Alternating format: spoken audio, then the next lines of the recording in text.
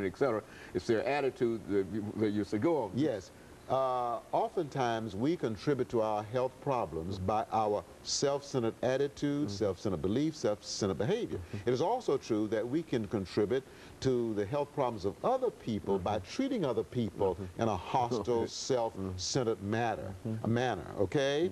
So yes, and so it's important that when we're having health problems, that we not only find the right doctor and be placed on the right treatment, but that we do an inventory of our attitudes, of our beliefs, of our behavior. Are we self-focused? We need to ask ourselves, am I too focused on myself? Am I doing enough for others? Should I perhaps be a little bit more giving? You see, it's a giving spirit. It's a caring out, reaching out spirit that helps to bring about healing and helps to contribute to health. And so that's a very, very important part in terms of trying to reach this true freedom. Absolutely. It has nothing to do with anything, money or anything else, and a person that might have all the money in the world still might not have that true kind of freedom. Absolutely. If you are self-centered, if you are selfish, you can be Paul Getty, you can be Bill Gates, or you can be someone who just won the lottery.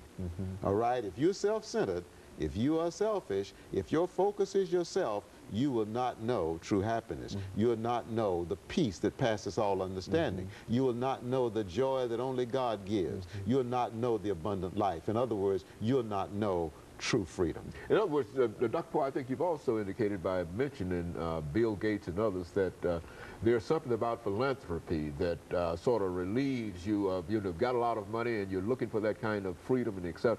But if you give that money and you establish foundations and etc., that's your effort to try to at least move closer toward the freedom that everybody would think that you already have because you have got all that money. Yes. Now, you can be rich monetarily and still have true freedom. I happen to feel that Bill Cosby has true freedom. He's a very wealthy man. Oprah Winfrey, I think, has true freedom. She's a very wealthy woman. Bill Gates, I think, has true freedom. He's a very generous man. All right? So, so there's nothing wrong with having an abundance of money, but don't worship it. All right? Don't hoard it, but be generous with what you have and showing care and concern for others. And so that giving of oneself and what one has to help others is the road to true freedom. Jesus talked about this, Dr. Poe, in the rich young ruler. Is that essentially what that's all about? Talk about that for me. Well, you recall he had an abundance, and he said, well, he decided he looked at what he had accumulated and said, well, I think I'll build bigger barns, okay?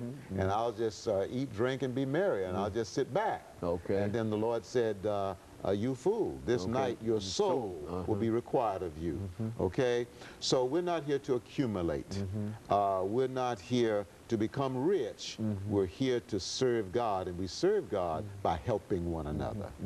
That's why we're here. And so, Dr. Poe, the book that you have now, and you're thinking in terms of it receiving a Pulitzer Prize. Well, we would love for that to happen. The fact that it's been received in competition for a Pulitzer Prize is in itself an honor. The next stage is to be nominated. We're in the category of letters, and we are told that we'll know within about 3 weeks whether it's nominated. Now, if it's nominated, we think that that will push it to the national level and gain some national attention for it.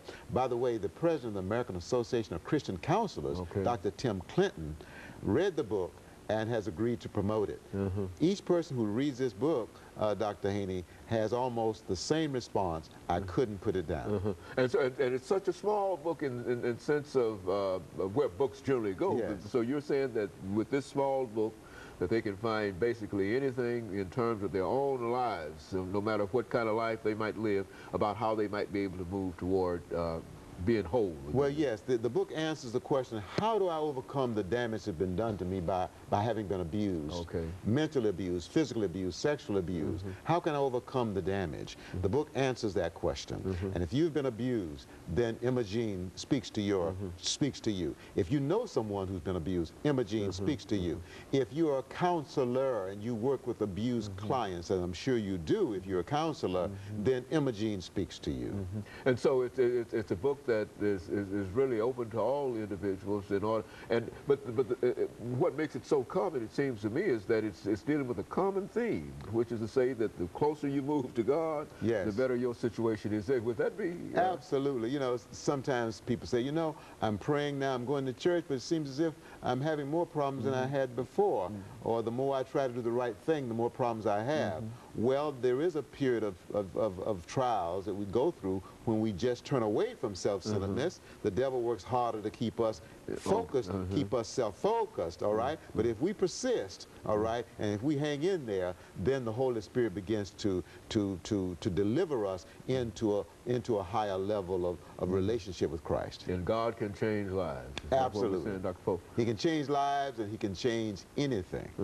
Anything, no matter how difficult your situation is, no matter what you've done, what you've been through, God has the forgiving and the healing power that will enable you to know true freedom. Dr. Poe, let me thank you over the last 10 or 15 seconds that we have for coming by and giving us again that excellent information about achieving and moving toward true freedom. And certainly we believe that you are moving toward true freedom by some of the things that you're telling us, as well as some of your productions here. And let me encourage our audience to tune in again next week for another informative edition of Comments. Thank you and good morning.